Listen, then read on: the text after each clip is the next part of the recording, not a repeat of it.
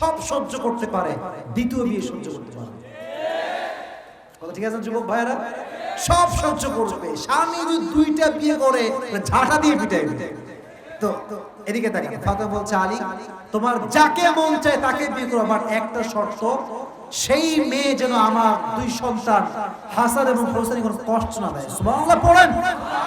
বলছে ঠিক আছে যাও, 2 নাম্বার শর্ত মানলাম। 3 নাম্বারটা কি? বলছে আমি যখন মারা যাব, নেব তুলে নাও সমস্যা নেই, আমরা হাদিসটা বলেই আমার পুরস্কার দিব। বলছে আমার মৃত্যুর পরে একটা বিষয় মাথায় রাখবা, আমার যে লাশ, এই লাশ কেউ দেখবে না। তুমি আমার লাশ দাফন করবে, তুমি হবে জানাজার ইমাম, আর মুসল্লি হবে 2 জন। এক হচ্ছে হাসান আর এক হচ্ছে হাসান আর এক হচ্ছে, এই 2 জন হবে মুসল্লি, তুমি হবে ইমাম। ঠিক আছে যাও। বাট তুমি তো এই ওসিয়তটা ঠিক করলা না, তুমি নবীজির একমাত্র কলিজার টুকরা মেয়ে, তোমার জানাজার লোক আসবে না, কেমনে হতে পারে? আমাকে অনুমতি দাও, আমি সবাইকে ডাকবো। ফাতেমা ডাক দিয়ে বলছে মহিলা প্যানেলে যারা আছেন দায়িত্বে তারাও নেমে পড়বেন। আমরা এই হাদিসে বলেই একজন কই যায় কেউ যাবে না, কেউ উঠলে আমি বসাবো, খবরদার কেউ ডান বাম হবে না। হাদিসটা শেষের দিকে আছে। বলছে আমি এই ওসিয়ত কেন করলাম, এর কারণ হচ্ছে আমার মৃত্যুর পরে কেউ যদি আমার লাশ দেখতে আসে, আমার দেহের ভাঁজ বোঝা যাবে যে আমি মোটা না চিকন। আমার এই পুরো জীবনে আমার হাতের একটা চামড়া পর্যন্ত কোন পুরুষ দেখতে পায়নি। সুবহানাল্লাহ পড়েন। ফাতেমার চামড়া কেউ দেখে নাই। আজকালকার মেয়েরা টিকটক করে এবং দেহের উলঙ্গ ভিডিও টিকটকে রেখে দেয়, ঠিক কিনা বলেন? কোথায় ফাতেমা, কোথায় আজকের যুগের মেয়ে? এবং অনেক মেয়ে দেখবেন টিকটক করে শুধুমাত্র যুবকদের যৌবনকে নষ্ট করবার জন্য। সস্তা কয়েকটা ফলোয়ার পায় আর কিছু পায় না। আর বন্ধুকে ওর বললাম মাথায় রাখবেন, টিকটক করছেন, উল্টা পাল্টা ভিডিও, একদিন মরবেন। আপনি মরবেন, বাট আপনার ভিডিও কিন্তু টিকটকে থেকে যাবে। আপনি কবরে যাবেন, আপনার কবরে আপনার জেনার শাস্তি হবে, ঠিক কিনা বলো যুবকেরা? খবরদার কাউকে ডাকবা না, আমি শেষ হয়ে যাব কাউকে ডাকলে। তুমি হবা ইমাম, হাসান এবং হুসাইন হবে তার মুসল্লি, তাই হয়। একটা কথা বলেন তো, এদিকে তাকান, একটা খাটিয়াতে কয়টা পা থাকে? 4টা। মুরব্বীরা বলে না কয়টা? 4টা থাকে। এক হচ্ছে আলী ধরেছে, আর একটা হাসান আর একটা হুসাইন, আর একটা পা খালি। ধরার মতো কেউ নয়। কে ধরবে? আলীর চোখে পানি যে আমার স্ত্রী মারা গেল, লাশটা ধরবে এমন কোন লোক কি নাই? বাট ডাকতে পারছেন, ডাকলে তো ওসিয়ত ভেঙে যাবে। কারণ তিনি বলছেন আমার জানাজায় কেউ আসবে না, আমার সন্তান আমার স্বামী ছাড়া। হঠাৎ করে দেখছে দূর থেকে একজন সাহাবী, তার নাম হচ্ছে আবু যর গিফারি, দৌড়ে দৌড়ে দৌড়ে আলীর দিকে আসছে। আলী তো টেনশন, আরে যদি বলে ইয়া আলী মান হাদিহিল মাইয়িত, লাশটা কার? আমি কি জবাব দিব? জবাব দিলে তো ওসিয়ত ভেঙে যাবে। আবু যর গিফারি দৌড় দিয়ে আসছে, এসে কাঁধের পা ধরে বলছে আলী লা তাহজান, টেনশন করবে না, আমি তো নিজের ইচ্ছায় আসি নাই, আমার আল্লাহই আমাকে তোমার কাছে পাঠিয়ে দিয়েছে। আমি তো আল্লাহর পক্ষ থেকে এসেছি, টেনশন নাই, আমি তোমার সঙ্গে আছি। 4টা পা, 4টা কাঁধ আল্লাহ তার রহমত দ্বারা ভরপুর করে দিলেন। সুবহানাল্লাহ। এবার আসেন মূল মেসেজে। যখন লাশ নিয়ে যাচ্ছে, যখন দাফন করবে, লাশ কবরে নামাবে, আবু যর গিফারি ভাবছে এটা কার লাশ? মন থেকে জবাব আসছে হাদিহিল মারআ সাইয়্যিদাতু নিসাই আহলিল জান্নাহ। আরে এটা তো সেই মেয়ে, যেই মেয়ে জান্নাতের সমস্ত নারীদের সরদারিনী হবে। জোরে জোরে সুবহানাল্লাহ পড়লেন না? এই মেয়েটা কে? জবাব আসছে এই মেয়ে তো সেই মেয়ে উম্মুল হাসানাইন ওয়াল হাসান ওয়াল হুসাইন সাইয়্যিদা শাবাবি আহলিল জান্নাহ। আর এই মেয়ে তো জান্নাতের সমস্ত যুবকদের সর্দার, হাসান এবং হুসাইনের মা। সুবহানাল্লাহ। এই কথা মাথায় আসার সঙ্গে সঙ্গে এই বুকটা গৌরবে ফুলে গেছে। জবান দিয়ে বলছে কবরকে ডাক দে, কবর আতাদরুন আল কবর মান হাদিহিল মাইয়িত, এই কবর তুমি জানো এই লাশটা কার? এটা নবীর একমাত্র কলিজার টুকরা মেয়ের লাশ, এটা হাসান এবং হুসাইনের মায়ের লাশ। খবরদার খারাপ ব্যবহার যেন না হয়। সঙ্গে সঙ্গে কবরের জবানটা আল্লাহ খুলে দিয়েছে। কবর বলছে খবরদার আবু যার গিফারি, শোনো এটা এমন একটা কবর, বাপের পরিচয় চলবে না, মায়ের পরিচয় চলবে না, সন্তানের পরিচয় চলবে না, নেতার পরিচয় চলবে না, এলাকার পরিচয় চলবে না, কোন পীরের পরিচয় চলবে না, কোন মুরিদের পরিচয় চলবে না। এটা সেই কবর যে কবরে ভালো আমল ছাড়া কোনো পরিচয় চলবে না। ঠিক না বলেন? আল্লাহ এটাই বললেন 2 নম্বর আয়াতে, আল্লাযী খালাকাল মাউতা ওয়াল হায়াতা লিয়াবলুয়াকুম আইয়ুকুম আহসানু আমালা। আমি জীবন দিয়েছি, মরণ আমি দিয়েছি একটা পরীক্ষা করবার জন্য, তোমাদের মাঝে কে কত ভালো। বাত করনা তো মুঝসে বাত কর, ঠিক আছে যুবক ভাইরা? সে এখন গল্প করতেছে কার সাথে জানো?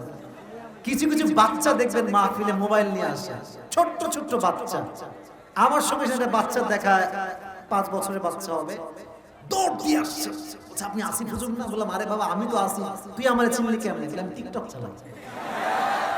কামাল কি বাত, 5 বছরের বাচ্চা টিকটক চালায়। তাহলে আজ যে বাচ্চা 5 বছরে স্মার্টফোন পেয়ে টিকটক চালায়, আগামী 10 বছর বয়সে পর্নোগ্রাফি দেখতে শুরু করবে। আমাকে বিলিভ করেন, আমি মিথ্যা কথা বলছি না।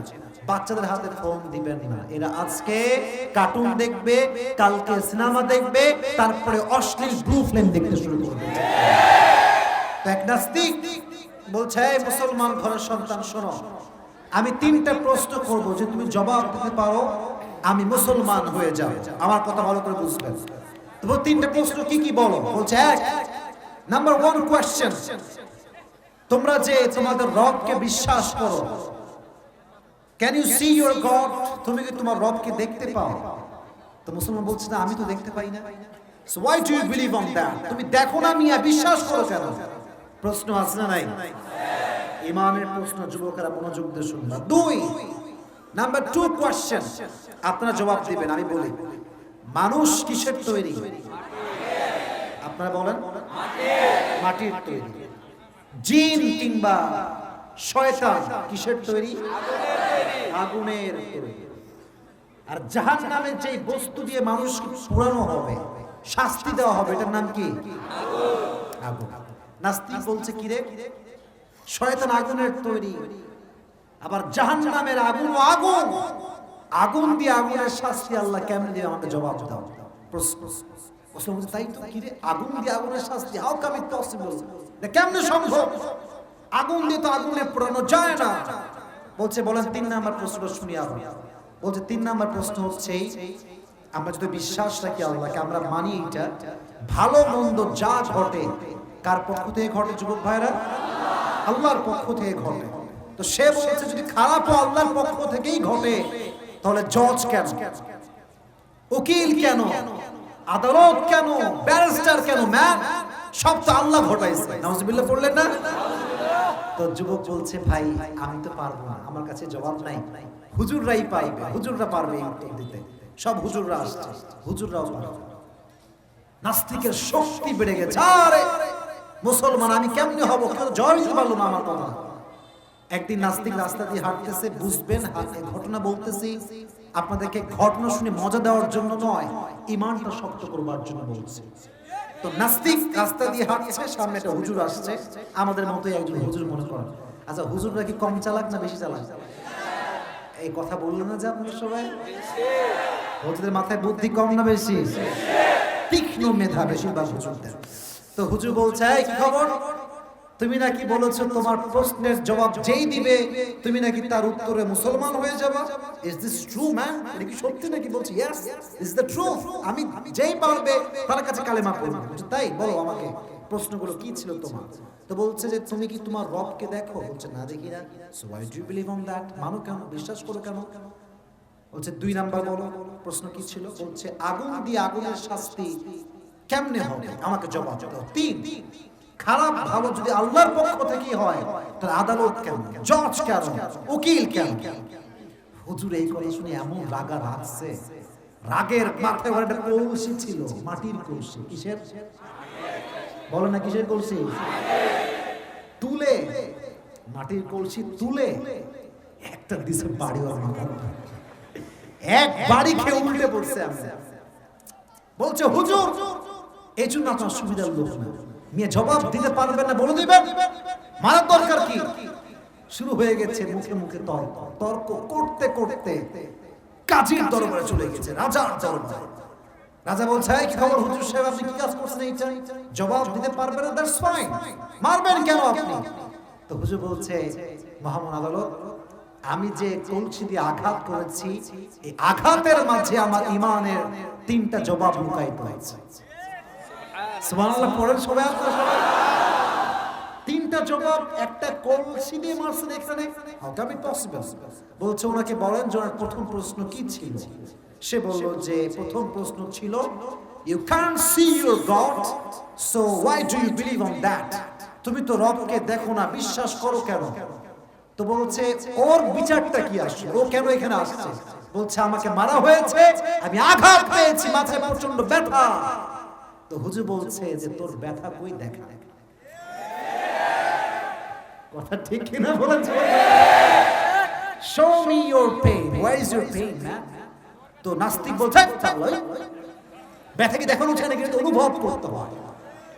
হুজুর বলছে, that is the point, that is the point. রবকে আমরা দেখি না, বাট জীবনের প্রত্যেকটা মুহূর্তে মুহূর্তে আমরা অনুভব করতে পারি যে রব বলতে একজন স্রষ্টা আছে, তিনি কে? নাস্তিক বলছে, তাই তো, দেখা যায় না, ফিল করা যায়। ঠিক আছে, বুঝলাম। 2 নম্বর জবাব দাও। 2 নম্বর প্রশ্ন ছিল, আগুনের দ্বারা আগুনের শাস্তি কেমনে হবে? হুজুর বলছে, তুমি কিসের তৈরি তাই বলো। তো বলছে, আমি তো মাটির তৈরি। তোমার যে কলসি দিয়ে মারছে, কলসি কিসের তৈরি? এটা তো মাটির তৈরি।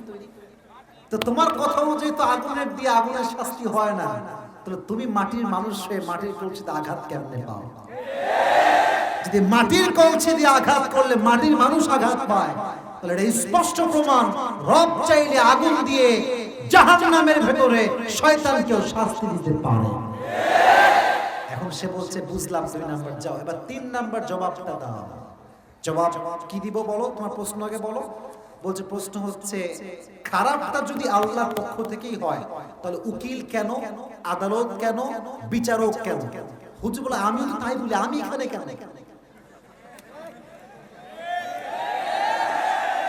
আমিও তো তাই বলি, আমি এখানে কেন? ম্যাম, আমি যে তোমার মারছি, আমি মানে আল্লাহ মারছে, আমার কোনো দোষ নাই। তখন হুজুর বললেন, দেখো, খারাপ মন্দ এটা আল্লাহর পক্ষ থেকে হয়, that's true, but there is a point that you must have to know about it. একটা ব্যাপার আছে, ফাআলহামাহা ফুজুরাহা ওয়া তাকওয়াহা। খারাপ যে আল্লাহর পক্ষ থেকেই ঘটে, দ্যাটস ট্রু, বাট আল্লাহ মানুষকে একটা আকল দিয়েছেন, একটা বিবেক দিয়েছেন, একটা জ্ঞান দিয়েছেন। এই মানুষ এই বিবেক দিয়ে বুঝতে পারে জিনা করা গুনাহ, এটা স্পষ্ট হারাম, এমন কোন মানুষ নাই যে জানে না। মানুষকে হত্যা করা অন্যায়, এমন কোন মানুষ নাই যে জানে না। ঠিক আছে জুবারা, ফাআলহামাহা ফুজুরাহা ওয়া তাকওয়াহা। আল্লাহ মানুষকে একটা বিবেক দিয়েছেন, বুদ্ধি দিয়েছেন। যখন কেউ বিবেকের ব্যবহার ভুলে যায়, তাকে স্মরণ করবার জন্য আল্লাহ আদালত দিয়েছেন, বিচার দিয়েছেন, জজ দিয়েছেন, উকিল দিয়েছেন। এর মানে এটা নয় যে সব আল্লাহই করেছেন। ঠিক কিনা যুবক ভাইরা বলো? তাহলে বোঝা গেল ঈমানের যে জবাবটা আল্লাহ এই সূরাতে দিয়েছে মাঝখানের দিকে, ওটা পরে বলবো। তাহলে আগে মাথায় রাখতে হবে, আমরা যারা এসেছি নাস্তিক আমরা না আস্তিক? কনসেপ্ট না ক্লিয়ার হয়? নাস্তিক না আস্তিক? আস্তিক মানে হচ্ছে যে স্রষ্টায় বিশ্বাসী, নাস্তিক মানে হচ্ছে যে স্রষ্টায় বিশ্বাসী নয়। এবার বলেন, আমরা নাস্তিক না আস্তিক? আস্তিক। আল্লাহ তাআলা শুরু করছেন, তাবারাকাল্লাযী বিয়াদিহিল মুলক ওয়া হুয়া আলা কুল্লি শাইইন কাদির। আল্লাহ বলছেন, সব ক্ষমতা আমার হাতে। এই ক্ষমতা যে আল্লাহর হাতে, এটা কেমনে বুঝবেন? আচ্ছা দেখেন, এদিকে তাকান। আমাদের দেশের যিনি প্রধানমন্ত্রী, তার নাম কি? নাম ভুলে গেছেন নাকি? বলো নাকি, নাম কি? শেখ হাসিনা। উনি পুরো দেশটাকে কন্ট্রোল করছেন। She is the prime minister of Bangladesh. বলেন তো, সিরাজগঞ্জ আলাদা এমপি আছে না? মেয়র আছে না? রাজশাহীতে আলাদা মেয়র আছে না? এমপি আছে না? তার মানে উনি প্রধানমন্ত্রী, দ্যাটস রাইট, বাট ওনার সঙ্গে কিন্তু শরীক আছে, সহযোগী আছে। উনি একা দেশ চালান না, আর লক্ষ মানুষ ওনার সঙ্গে দেশটাকে চালায়। ঠিক কিনা বলেন? এবার বলেন, আল্লাহ যে পুরো পৃথিবীটা কন্ট্রোল করছেন, আল্লাহর সঙ্গে কোনো এমপি আছে, কোন সহযোগী আছে? ওয়ালাম ইয়াকুল লাহু শারীকুম ফিল মুলক। তিনি একাই চালান, তার কাউকে লাগে না। তিনি কে? আবার একটা বিষয় বুঝবেন, সামনে আসছে জানুয়ারি 7 তারিখ, কি হবে? নির্বাচন। মানে হচ্ছে, রাগ করবেন না, বুঝাবার সাথে বলছি, কোন সরকার বিরোধী কথা এটা নয়। প্রত্যেক দেশে নিয়ম হচ্ছে একটা সার্টেন পিরিয়ড আছে। কোন দেশে 5 বছর, কোন দেশে 7 বছর, কোন দেশে 4 বছর। যখনই নিয়ম শেষ, সময় শেষ, নির্বাচন করো। এই যে আল্লাহ যে উপরে আছেন ক্ষমতায়, তার কোনো কি নির্বাচন আছে? তার কোনো মেয়াদ আছে? মানে ব্যাপারটা কি এরকম নাকি যে আল্লাহ ক্ষমতায় গিয়ে 10 বছর পরে আরাম চেঞ্জ হবে? হ্যাঁ না না, তিনি যে গেছেন হুয়াল আউয়াল ওয়াল আখির ওয়াল যাহির ওয়াল বাতিন, তিনি শুরুতেই ছিলেন, তিনি মাঝে ছিলেন এবং তিনি এখনো আছেন। আওয়াজ দিয়ে বলেন তো, তিনি কে? সব সময় তিনি ছিলেন, তিনি আছেন, তিনিই থাকবেন। আচ্ছা বলেন তো, যদি কোন দেশের প্রধানমন্ত্রীর বিরুদ্ধে গোটা দেশের জনগণ দাঁড়িয়ে যায় যে তাকে নামাইতেই হবে, সে কি থাকতে পারবে? পারবে না, সেটা যেই দেশই হোক না কেন। এখন যদি গোটা বিশ্বের মুসলমান, হিন্দু, বৌদ্ধ, খ্রিস্টান, কুত্তা, বিড়াল, সাপ সব দাঁড়ায় গেল যে রবকে ক্ষমতা থেকে নামাইতেই হবে, পারবে? ওয়ান্নাকুম গায়রু মুজিজিল্লাহ, যতই ট্রাই করো এখন, আমি এমন এক ক্ষমতার মালিক, পৃথিবীর কোন শক্তি আমার ক্ষমতাকে 2 পয়সা কমাইতে পারবে না। ঠিক কেন বলো? এটা হচ্ছে আল্লাহর ক্ষমতা। এবার আল্লাহ তাআলা বলছেন, আল্লাযী খালাকাল মাউতা ওয়াল হায়াতা লিয়াবলুয়াকুম আইয়ুকুম আহসানু আমালা। আমার ওয়াজের শেষ আয়াত হচ্ছে এটা, এবং এটা হচ্ছে সবচেয়ে ফজিলতপূর্ণ আয়াত। আমরা এখন যে বসে আছি, আমরা কি সবাই মৃত না জীবিত? আমাদেরকে হায়াত দিয়েছে একজন, তিনি কে? আবার একটা নির্ধারিত সময় শেষে মওত আসবে। কুল্লু নাফসিন যায়িকাতুল মওত, everyone has to take the test of death. প্রতিটা মানুষকে আল্লাহ তাআলা মৃত্যুর স্বাদ গ্রহণ করাবে। বাট আল্লাহ যে বললেন মৃত্যু, there are 2 kind of death in the world. পৃথিবীতে মৃত্যু হচ্ছে 2 প্রকার, যুবক, মুরব্বী। সবাই বলেন কয় প্রকার? 2। এক হচ্ছে the death of people, those who perform the salah, নামাজি বান্দার মৃত্যু। আর এক হচ্ছে the death of people, those who do not perform the salah। আর এক হচ্ছে সেই ব্যক্তির মৃত্যু যে নামাজি নয়। দুইটার মাঝে একটা পার্থক্য আছে না নাই? আছে। এদিকে তাকান, যারা নামাজি বান্দা, তাদের মৃত্যু কেমন হবে? তাদের মৃত্যুর সময় যখন হয়ে যাবে, মালাকুল মউত তাদের চোখের সামনে দাঁড়াবে, সাদা একটা জুব্বা পরে আসবে, ডাক দিয়ে বলবে, ইয়া আইয়াতুহান নাফসুল মুতমাইন্নাহ, ডাক দিয়ে বলবে, হে প্রশান্ত আত্মা, টেনশন নাই, চিন্তা নাই, আল্লাহর জান্নাতের দিকে তুমি বের হয়ে আসো। সুবহানাল্লাহ পড়েন। কোনো টেনশন নাই, বের হয়ে আসো আল্লাহর জান্নাতের দিকে। এটা হচ্ছে একটা টিস্যু। এটা কি ভাই? টিস্যু। যখন নামাজি বান্দার মৃত্যু হবে, এদিকে তাকান, আমার চোখে না, এদিকে তাকান, আল্লাহ তার রূহটাকে নেওয়ার জন্য আল্লাহর পক্ষ থেকে একটা রেশমি রুমালের কাপড় জান্নাত থেকে পাঠিয়ে দিবেন। রেশমি রুমালের কাপড়, বিশেষ কাপড়। মালাকুল মউত বলবে, বের হয়ে আসো। যখন বের হবে, তার রূহটাকে কাপড়ে রাখা হবে এমন করে ভাঁজ করে, এবং রূহটাকে নিয়ে মালাকুল মউত ইল্লিয়িন তথা জান্নাতের ঠিকানায় নিয়ে চলে যাবে। সুবহানাল্লাহ। নামাজি বান্দার মৃত্যুটাই হবে এমন, সাদা জুব্বা পরে আসে মালাকুল মউত। আর যে বেনামাজি হবে, তার মৃত্যু হবে বড্ড ভয়ঙ্কর, বড় মারাত্মক হবে তার মৃত্যু। তার সামনে যখন মালাকুল মউত আসবে, তার জমিনে থাকবে পা আর আকাশে থাকবে মাথা, বিশাল লম্বা দেহ। তার দেহের যে রং হবে, এটা হবে নীল কালার। সিরাজগঞ্জের ভাইরা, কি কালার? আমার কিন্তু শেষে কি বলতে হবে, কি কালার? নীলাভ বর্ণের চেহারা। তার পা থাকবে জমিনে, আর হেড থাকবে আকাশ বরাবর। লম্বা চেহারা, লম্বা দেহ। বেনামাজি যে মুরব্বী ছিল, সারা জীবন নামাজ কালাম পড়ে নাই, সুদ খাইছে, ঘুষ খাইছে, মালাকুল মউতকে দেখার সঙ্গে সঙ্গে তার চোখটা উল্টে যাবে, এরকম লম্বা হয়ে যাবে, বিশাল লম্বা চোখ যে তাকাবে। আপনারা দেখবেন মাঝে মেডিকেলে মানুষ মারা যায়, তবে তার চেহারার এই যে ডান দিক থেকে মাঝে মাঝে দেখবেন সাদা সাদা ফেনা বের হয় না, মাঝে মাঝে বের হয় না, একদম দেখবেন ছোট ছোট ফেনা বের হচ্ছে। কারণ জানেন, মালাকুল মউতের বড্ড ভয়ঙ্কর চেহারা যখন মানুষ সহ্য করতে পারে না, মানুষ চিৎকার দেয়, মানুষের ডান পাশ দিয়ে ফেনা বের হওয়া শুরু হয়ে যায়। তো বেনামাজির ডান পাশ দিয়ে ফেনা বের হওয়া শুরু হয়ে যাবে, চিৎকার করবে, বাঁচাও বাঁচাও, কেউ কোনো শব্দ শুনতে পাবে না। মালাকুল মউত বলবে, চুপ, ইয়া আইয়াতুহান নাফসুল খাবিসা উখরুজি ইলা গাযাবিল্লাহ, এই বেনামাজি কোনো শব্দ করবি না, আল্লাহর জাহান্নামের দিকে বের হয়ে আয়, আল্লাহর ক্রোধের দিকে তুই বের হয়ে আয়, তোর সময়টা শেষ হয়ে গিয়েছে। কিন্তু রূহটা বের হতে চাইবে না, এমনি রূহটা ভেতরে থেকে যাবে।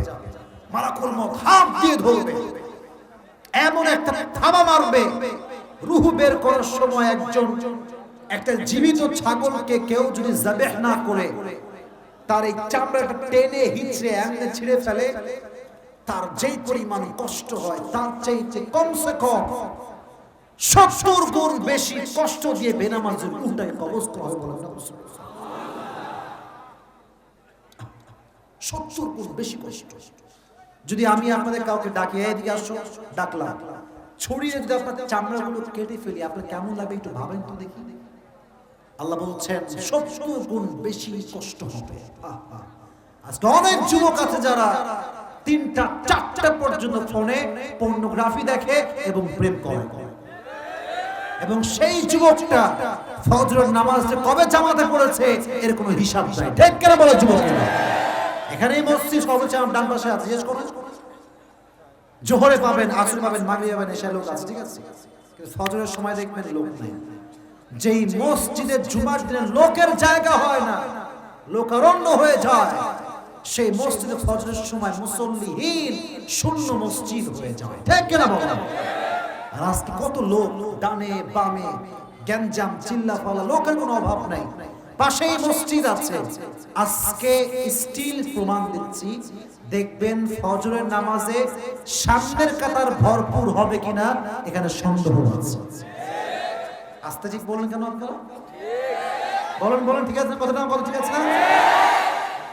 এই যে লাইট, এত প্যান্ডেল, এত ক্যামেরা, এত হুজুর, ওয়াজ মাহফিল বেড়েছে, বাট ওয়াজের পরিবর্তন বাড়ে নাই। মানুষ ওয়াজ শুনতে পরিবর্তন হয় না, ওয়াজ শুনতে ভালো লাগে বাট পরিবর্তন হয় না। অনেক লোক সারাদিন আজহারের ওয়াজ শুনে, সারাদিন সাইদি সাহেবের ওয়াজ শুনে, বাট নামাজ কালাম পড়ে না। কিরে নামাজ পড়িস না কেন? বলে ভাই ওয়াজ শুনতে ভালো লাগে তাই শুনি, বাট নামাজ ভালো লাগে না। এরকম আছে না? নাই আছে না? আছে নাই? বেনামাজির মৃত্যু হবে বড্ড ভয়ঙ্কর। এবার আল্লাহ বলছেন, এই যে জীবন এবং মরণ দিয়েছি, এর উদ্দেশ্য হচ্ছে একটা টেস্ট করতে চাই, পরীক্ষা। কি পরীক্ষা? আইয়ুকুম আহসানু আমালা, তোমাদের মাঝে কে ভালো আমল করতে পারে। এই ভালো করে বুঝবেন, ভালো আমল, বেশি আমল, দুটার মাঝে একটা পার্থক্য আছে। সিরাজগঞ্জে যে মুরব্বী আব্বাজান উঠে গেল মাহফিল থেকে, 80 রাকাত তাহাজ্জুদ পড়লো, ওযু নাই, নামাজ হবে? কথা বলছে, নামাজ হবে? আরেকজন যুবক যে উঠে গেল, বাট 2 ওয়াক্ত না, মাত্র 2 রাকাত নামাজ পড়লো তাহাজ্জুদ, এবং ওযু সহকারে মনোযোগ দিয়ে কান্নাকাটি করে। মুরব্বির 80 রাকাতের দাম যে পরিমাণ, তার চাইতে লক্ষ কোটি দাম বেশি যুবকের 2 রাকাত নামাজের। ঠিক কিনা বলো যুবকেরা? আইয়ুকুম আহসানু আমালা, সংখ্যায় বেশি আমল হলেই হবে না, এটা ভালো আমল হওয়া লাগবে। আর যখন আপনি 3.5 হাত মাটিতে কবর হয়ে যাবেন, কবরস্থ হবেন, কোন নেতার পরিচয় চলবে? বুঝি নাই, চলবে? বাবার পরিচয় চলবে? টাকার পরিচয় চলবে? কারো পরিচয় চলবে না। আরে মিয়া, কবর যদি পরিচয় চলতো, বাপের পরিচয়, তাহলে সবার আগে ফাতেমা বাপের পরিচয় ছাড় পেয়ে যেত। ঠিক কিনা বলো যুবক? ফাতেমা রাদিয়াল্লাহু তাআলা আনহা, হাদিসটা ভালো করে বুঝবেন, সেই হাদিস বলছি, যেদিন তিনি মারা যাবেন, ফজর নামাজের পরে চুপচাপ বসে আছে বাড়ির সামনে, বসে বসে রুটি দিয়ে আটা বানাচ্ছে। আমরা সকলে কি খাই? রুটি খাই না? সিরাজগঞ্জে কি খায়? খিচুড়ি, রুটি খাই আমরা রুটি খাই, রাজশাহীতে রুটি খায় মানুষ। তো রুটি বানাচ্ছে সকালবেলা, যখন রুটি বানাচ্ছে, আলী রাদিয়াল্লাহু তাআলা আনহু আসছে, আচ্ছা বলেন তো ফাতেমার দুই সন্তানের নাম কি ছিল? বলেন, হাসান এবং হুসাইন ছিল। তো আলী বসে বসে তার রুটি বানানো দেখছে, আর দেখছে যে ফাতেমার দুই চোখ দিয়ে অঝরে পানি ঝরছে। আচ্ছা, আমি কালেকশন বলতে আমি তো কালেকশন করে বলছি, আমি তো লেখাই দিয়েছি, আমার তো লেখাই আছে। আচ্ছা ঠিক আছে, শোনেন আমি একটা কথা বলি, একটা কথা এদিকে আমি একটা কথা বলি। আমরা আজকে আলোচনা করছি তা কিন্তু না, পুরো বছরই আমরা ওয়াজ করি। আমাদের যে যুবকরা ফর্ম নিয়েছে, আমি কেউ উঠে কেন? বসেন, আমার ওয়াজ শেষ হয়নি তো ভাই, আমার ওয়াজ হয়নি এখন, আমার ওয়াজ শেষ করতে হবে আমাকে।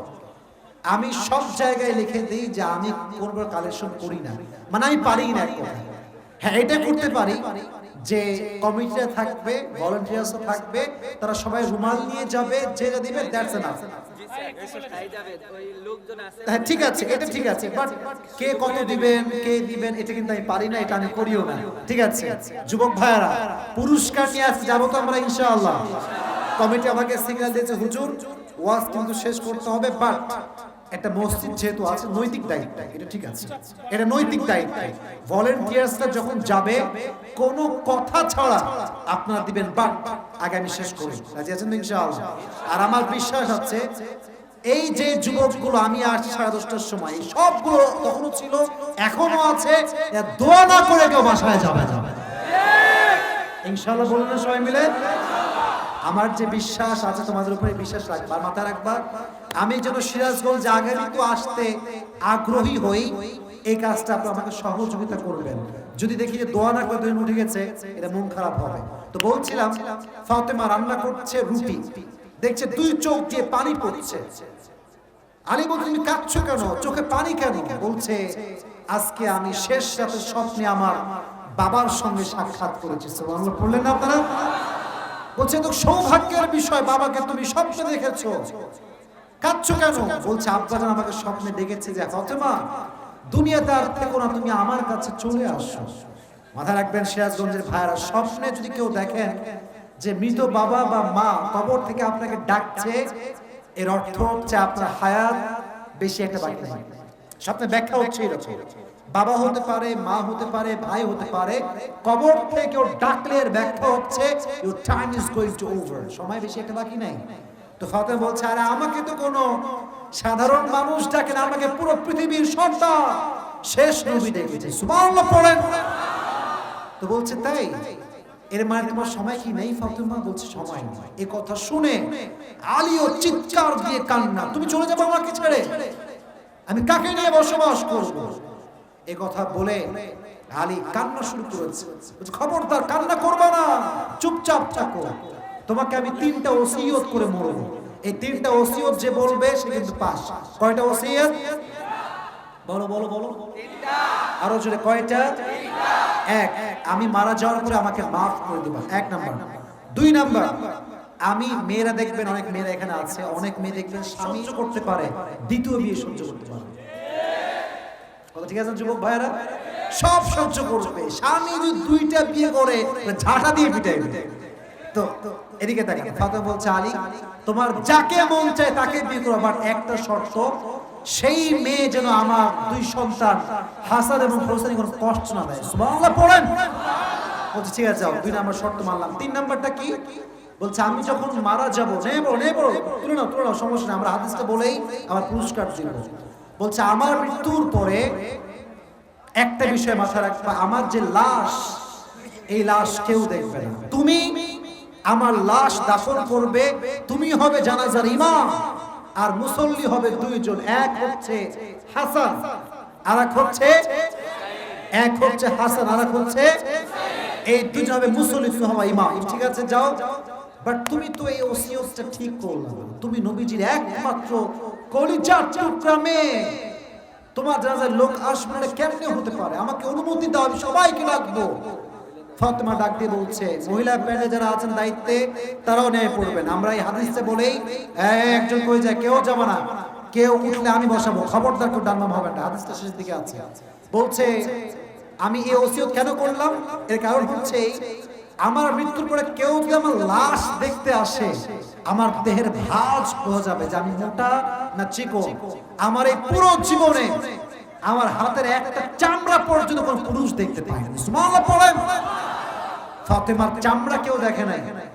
আর আজকালকার মেয়েরা টিকটক করে এবং দেহের উলঙ্গ ভিডিও টিকটকে রেখে দেয়, ঠিক কিনা বলেন? কোথায় ফাতেমা, কোথায় আজকের যুগের মেয়ে? এবং অনেক মেয়ে দেখবেন টিকটক করে শুধুমাত্র যুবকদের যৌবনকে নষ্ট করবার জন্য। সস্তা কয়েকটা ফলোয়ার পায় আর কিছু পায় না। আর বন্ধুকে ওর বললাম, মাথায় রাখবেন, টিকটক করছেন, উল্টা পাল্টা ভিডিও, একদিন মরবেন। আপনি মরবেন, বাট আপনার ভিডিও কিন্তু টিকটকে থেকে যাবে।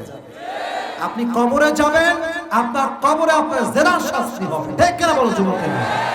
খবরদার কাউকে ডাকবা না, আমি শেষ হয়ে যাব কাউকে ডাকলে। তুমি হবা ইমাম, হাসান এবং হুসাইন হবে তার মুসল্লি, তাই হয়। একটা কথা বলেন তো, এদিকে তাকান, একটা খাটিয়াতে কয়টা পা থাকে? মুরব্বীরা বলেন না কয়টা? চারটা থাকে। এক হচ্ছে আলী ধরেছে, আর একটা হাসান, আর একটা হুসাইন, আর একটা পা খালি। ধরার মতো কেউ নয়। কে ধরবে? কে ধরবে? আলীর চোখে পানি, যে আমার স্ত্রী মারা গেল, লাশটা ধরবে এমন কোন লোক কি নাই? বাট ডাকতে পারছেন, ডাকলে তো ওসিয়ত ভেঙে যাবে। কারণ তিনি বলছেন, আমার জানাজায় কেউ আসবে না আমার সন্তান, আমার স্বামী ছাড়া। হঠাৎ করে দেখছেন দূর থেকে একজন সাহাবী, তার নাম হচ্ছে আবু যর গিফারি, দৌড়ে দৌড়ে দৌড়ে আলীর দিকে আসছে। আলী তো টেনশন, আরে যদি বলে ইয়া আলী মান হাদিহিল মাইয়িত, লাশটা কার? আমি কি জবাব দিব? জবাব দিলে তো ওসিয়ত ভেঙে যাবে। আবু যর গিফারি দৌড় দিয়ে আসছে, এসে কাঁধের পা ধরে বলছে, আলী লা তাহজান, টেনশন করবে না, আমি তো নিজের ইচ্ছায় আসি নাই, আমার আল্লাহই আমাকে তোমার কাছে পাঠিয়ে দিয়েছে। আমি তো আল্লাহর পক্ষ থেকে এসেছি, টেনশন নাই, আমি তোমার সঙ্গে আছি। চারটা পা, চারটা কাঁধ আল্লাহ তার রহমত দ্বারা ভরপুর করে দিলেন। সুবহানাল্লাহ। এবার আসেন মূল মেসেজে। যখন লাশ নিয়ে যাচ্ছে, যখন দাফন করবে, লাশ কবরে নামাবে, আবু যর গিফারি ভাবছে এটা কার লাশ? মন থেকে জবাব আসছে, হাদিহিল মারআ সাইয়্যিদাতু নিসাই আহলিল জান্নাহ। আরে এটা তো সেই মেয়ে, যেই মেয়ে জান্নাতের সমস্ত নারীদের সরদারিনী হবে। জোরে সোরে সুবহানাল্লাহ পড়লেন না? এই মেয়েটা কে? জবাব আসছে, এই মেয়ে তো সেই মেয়ে, উম্মুল হাসানাইন ওয়াল হাসান ওয়াল হুসাইন সাইয়্যিদা শাবাবি আহলিল জান্নাহ।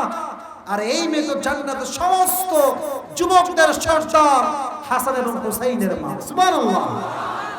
এই কথা মাথায় আসার সঙ্গে সঙ্গে এই বুকটা গৌরবে ফুলে গেছে। জবান দিয়ে বলছে কবরকে ডাক দে, কবর, আতাদরুন আল কবর মান হাদিহিল মাইয়িত, এই কবর তুমি কি জানো এই লাশটা কার? এটা নবীর একমাত্র কলিজার টুকরা মেয়ের লাশ, এটা হাসান এবং হুসাইনের মায়ের লাশ। খবরদার খারাপ ব্যবহার যেন না হয়। সঙ্গে সঙ্গে কবরের জবানটা আল্লাহ খুলে দিয়েছে।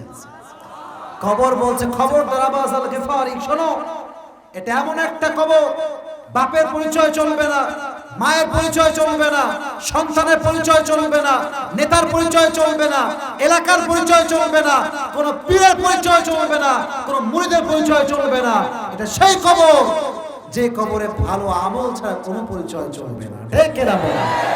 আল্লাহ এটাই বললেন 2 নম্বর আয়াতে, আল্লাযী খালাকাল মাউতা ওয়াল হায়াতা লিয়াবলুয়াকুম আইয়ুকুম আহসানু আমালা। আমি জীবন দিয়েছি, মরণ আমি দিয়েছি, একটা পরীক্ষা করবার জন্য তোমাদের মাঝে কে কত ভালো হতে পারে। আল্লাহ বলেন নাই যে লিয়াবলুয়াকুম আইয়ুকুম আকসারু আমালা, কে কত বেশি আমল করতে পারে। আল্লাহ didn't mention that. Allah has mentioned in this ayah যে কে কত ভালো আমল করতে পারে। তাহলে বেশি আমল এবং ভালো আমলের মাঝে পার্থক্য আছে না নাই? বলেন না কেন, আছে না নাই? তাহলে আমাদের টার্গেট হবে বেশি আমল নয়, ভালো আমল। আল্লাহ আমাদের সবাইকে কথাটা বোঝার তৌফিক দান করুন। সকলে পড়া আমিন। এবার আমার দিকে তাকান, আমি যেটা বলছি ভালো করে শুনবেন। যে সূরা তাফসীর করেছি, সূরাটার নামটা কি? সমস্যা পোকা পড়ছে? আচ্ছা, সূরাটার নাম কি? মুলক। কত নাম্বার সূরা? হাফসা খুবই খারাপ, পুরুষটা সবাই পাবে নাকি ভাই? বলেন নাম কত? নাম্বার কত? 67। 29 পারা কয় নম্বর পৃষ্ঠায় আছে? 1 নম্বর পৃষ্ঠায় আছে। সূরাটা কি মাদানী না মাক্কি? মাক্কি। মাশাআল্লাহ। এই সূরার সেন্ট্রাল থিম হচ্ছে, প্রথমে বলেছিলাম আল্লাহর ক্ষমতা। কি বলেছিলাম? আল্লাহর ক্ষমতা। 2 বলেছিলাম আল্লাহ নাস্তিকদেরকে ডোজ দিয়েছেন। বাট এইটা বলার আগে বলেছিলাম 2 নাম্বার বিষয় যেটা হচ্ছে এই সূরার ফজিলত হচ্ছে যে ব্যক্তি এই সূরা পড়ে ঘুমাবে, তার ঘুমের মধ্যে যদি মৃত্যু হয়ে যায়, তার কবরের আযাবকে মাফ করে দিবে একজন। আওয়াজ দিয়ে বলেন তিনি কে? নাম্বার 1 ফজিলত। 2 নাম্বার ফজিলত হচ্ছে এই সূরা যে রাতে বেলা তেলাওয়াত করে ঘুমাবে, কিয়ামতের দিন এই সূরা তার জন্য আল্লাহর সঙ্গে ঝগড়া করবে। সুবহানাল্লাহ পড়লেন না সবাই? এটা হচ্ছে সূরার ফজিলত। 3 নাম্বার বিষয় বলেছিলাম আল্লাহর ক্ষমতা, যে তিনি সব ক্ষমতার মালিক। 4 আয়াতের ট্রান্সলেশন করেছিলাম যে আল্লাহ জীবনও দিয়েছেন, মরণও দিয়েছেন, বাট উদ্দেশ্য হচ্ছে একটা। বলেন দেখি কি? কে কত বেশি আমল না ভালো আমল? বেশি আমল না ভালো আমল? ভালো আমলের ক্ষেত্রে একটা এক্সাম্পল দিয়েছি হাদিস থেকে। মেয়েটার নাম ছিল কি? ভাই ভয় পাচ্ছেন, বড় নাম কি ছিল? ফাতেমা। উনি যখন মারা যায়, কবরে কি বলা হয়েছিল যে উনি যেহেতু মুহাম্মদের মেয়ে সব মাফ? বলা হয়েছে নাকি? বলা হয়েছে ভালো আমল যার নাই তার বাপের পরিচয় চলবে না। ঠিক কিনা বলা চলবে? খুব সহজে বললাম যেন আপনারা পুরস্কার পেতে একটু সহজ হয়। কোন যুবক আছে যে যুবকটা দাঁড়াবে এবং আমি প্রশ্ন করলে সে জবাব দিতে পারবে? বাঘের বাচ্চার মতো দাঁড়িয়ে যাও। ওই যে আগে দাঁড়াইছে, আচ্ছা ও আগে দাঁড়াইছে, তুমি দাও না পারলে তুমি এদিকে আসো। ওই যে কালো, হ্যাঁ তুমি আগাও। মারহাবা বললে না সবাই? শোনেন, আমি ওকে প্রশ্ন করবো, সিরাজগঞ্জের ভাইরা, ও যদি জবাব দিতে পারে আমি মারহাবা বলার আগেই আপনারা মারহাবা বলবেন। রাজি আছেন তো ইনশাআল্লাহ? এটা মাসুদ ভাই দিয়েছে না? মাসুদ ভাই, মাসুদ ভাইকে আল্লাহ নেক হায়াত দান করুন, আমিন। এখানে এই যে হ্যান্ড মাইক, হ্যান্ড মাইকটা আপনাদের হ্যান্ড মাইক দেন, দুই মাইক একটা দেন তো। হুজুর এই ফাঁকে ভলান্টিয়াররা গেছে, ওদেরকে যদি ভলান্টিয়ারস দিয়ে চলে গিয়েছে, করছে তো করছে। তাকবীর দেন, লিল্লাহি তাকবীর। আচ্ছা সমস্যা নাই, একটু আগে আসো, আগে আসো, আগে আসো, একটু আগে আসো। হ্যাঁ তুমি দেখতে সুন্দর আছো মাশাআল্লাহ, আল্লাহকে আরো সুন্দর বানাই দিক, পড়া আমিন। সালাম দাও, এই কোন আওয়াজ হবে না, কোন আওয়াজ হবে না, স্টপ স্টপ স্টপ। সালাম দাও সবাই। আসসালামু আলাইকুম ওয়া রাহমাতুল্লাহি ওয়া বারাকাতুহু। এই কোন উত্তর হইল? হায় হায়, মরে গেছে না বেঁচে আছেন আপনারা সবাই? আবার সালাম দেবা। আসসালামু আলাইকুম ওয়া রাহমাতুল্লাহি ওয়া বারাকাতুহু। তোমার টেনশনের কোনো কারণ নাই, পুরো মাহফিল একদম শান্ত আছে, তোমার সবাই সাপোর্টার আছি তো আমরা সবাই। তুমি যেহেতু আগে দাঁড়িয়ে, তোমার শক্তি অনেক বেশি, বুঝতে পারছি। কোনো ভয় ছাড়া বলো, আজকে যে সূরা তাফসীর পেশ করেছে আমরা সংক্ষিপ্ত সময় কাটতে হবে, সূরাটার নাম কি? সূরা মূল। মাশাআল্লাহ, মারহাবা বলবেন না? আর যেন আমাকে বলতে না আপনি আগে মারহাবা না। সূরাটার নাম্বার কত? 67। মাশাআল্লাহ। সূরাটা কি মাদানী না মাক্কি? সূরা মাক্কি। এই এত আস্তে মারহাবা। এবার বলো যে এই সূরার ফজিলত 2টা বলেছিলাম, বলো দেখি সূরা ফজিলত কি কি ছিল? সূরার প্রথম ফজিলত ছিল এই সূরা যে রাতে পড়ে ঘুমাবে তার কবরের আযাব মাফ করে দিবেন আল্লাহ তাআলা। আর 2 নাম্বার ফজিলত ছিল এই সূরা যে রাতে পড়ে ঘুমাবে তার মৃত্যুর পর আল্লাহ তাআলা এই সূরা আল্লাহ তাআলার সঙ্গে তার জান্নাত তার পক্ষে। শোনেন, ও কিন্তু জেনারেলের ছাত্র, আমার মতো হুজুর না, কিন্তু এটা বুঝতে হবে। ও যা বলবে তাই তো মারহাবা, ঠিক কিনা বলেছো? দুইটা ফজিলত তুমি বলে ফেলেছো। এই সূরার সেন্ট্রাল থিম যেটা নামে সূরাটা, এটার অর্থটা কি ছিল? ক্ষমতা। মারহাবা বলবেন না? মাশাআল্লাহ। এবার শেষের দিকে চলে আসছো, কোনো টেনশন নাই। আল্লাহ যে সেকেন্ড আয়াতে বলেছেন আল্লাহ আমাদেরকে জীবনও দিয়েছেন, মৃত্যুও দিয়েছেন একটা জিনিস দেখার জন্য। এটা কি ছিল? আল্লাহ আমাদের জীবনও দিয়েছেন, মৃত্যু দিয়েছেন একটা জিনিস দেখার জন্য, সেটা হচ্ছে বান্দার ভালো আমল। কনসেপ্ট কি? ভালো আমল না বেশি আমল? বেশি আমল না ভালো আমল? পার্থক্য বারবার বলছেন, ভালো করে বুঝে ফেলেন। বেশি আমল হচ্ছে 80 রাকাত তাহাজ্জুদ করে নজু নাই, এটা হচ্ছে বেশি আমল, কিন্তু খবর নাই, আমলের কোনো দাম নাই। বাট আপনি করলেন কম, আখলিস দীনাকা ইয়াকফিকা আল আমালুল কলিল, কম করো বাট ইখলাস সহ করো, ওইটাই জান্নাতে যাওয়ার ওসিলা হয়ে যাবে। সুবহানাল্লাহ পড়েন সবাই। তাহলে ভালো আমল, বলো তো দেখি ভালো আমলের দাম কত বেশি, এটা বোঝাবার স্বার্থে একটা হাদিস বলেছিলাম এক্সাম্পল হিসেবে। ওই হাদিসে একজন মেয়ের নাম উল্লেখ করেছে, মেয়েটার নাম ছিল কি? মেয়েটার নাম ছিল হুজুর মুহাম্মদ সাল্লাল্লাহু আলাইহি ওয়াসাল্লামের কন্যা হযরত ফাতিমা রাদিয়াল্লাহু তাআলা আনহা। ফাতেমা যখন মারা যায় তার সর্বশেষ ওসিয়ত কি ছিল?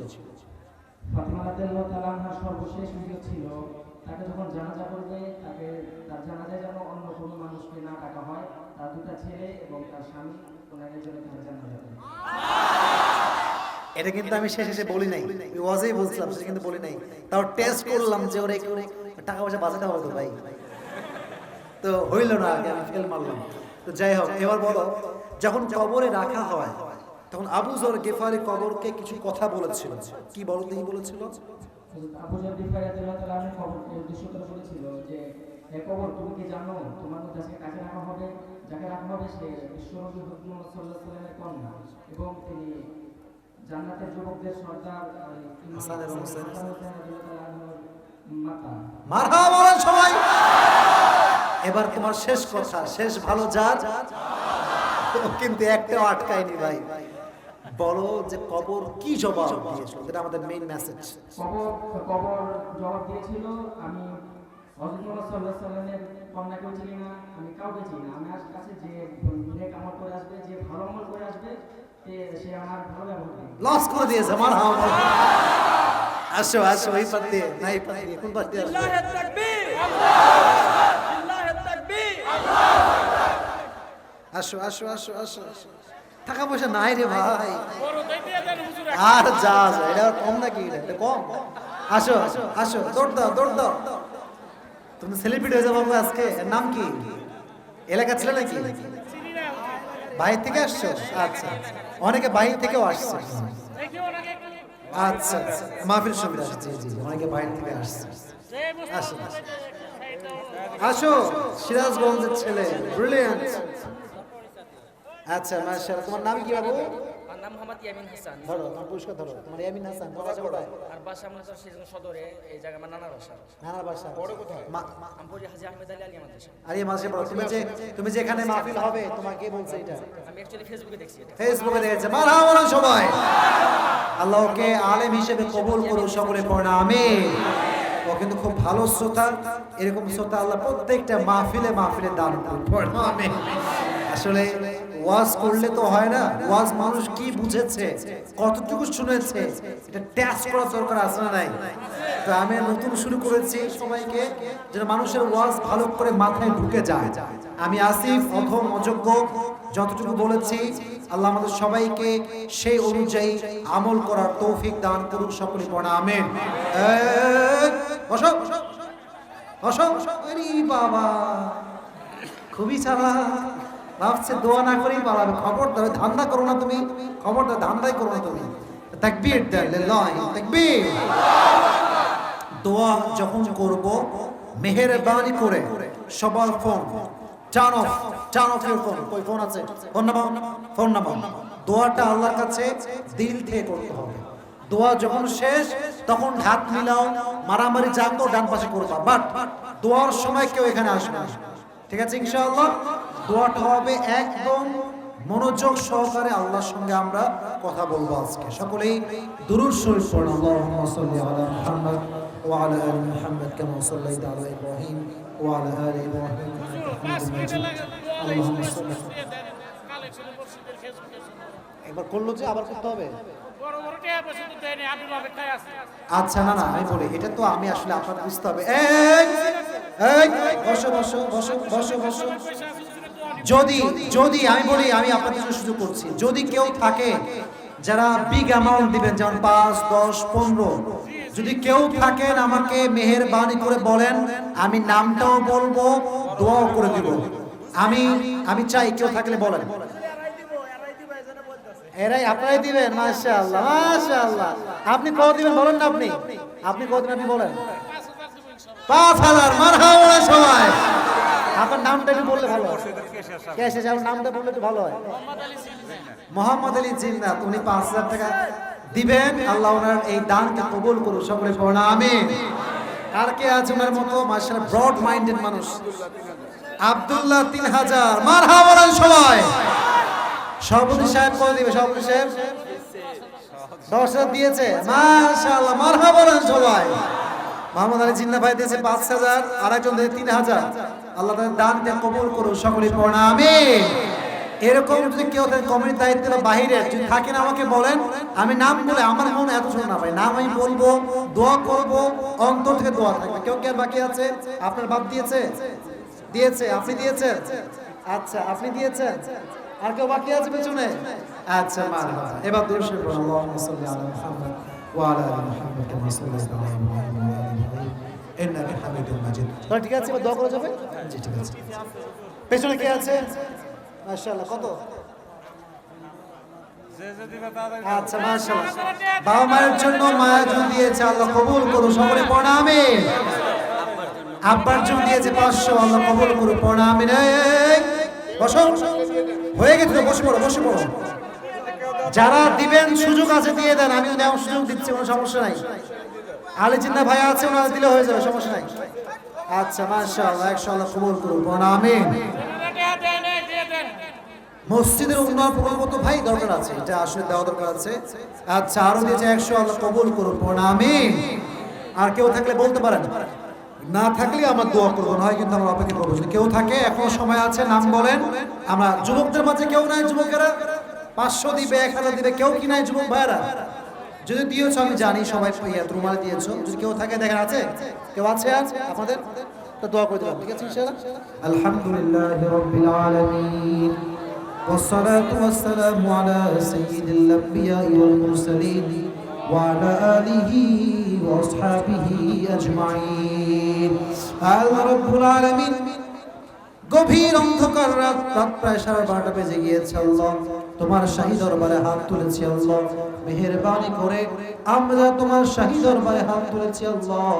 আমাদের জীবনের সমস্ত গুনাহ খাতাকে তুমি maaf করে দাও আল্লাহ। আল্লাহ রাব্বুল আলামিন আমাদের পক্ষ থেকে যাদের জনম দুঃখিনী মা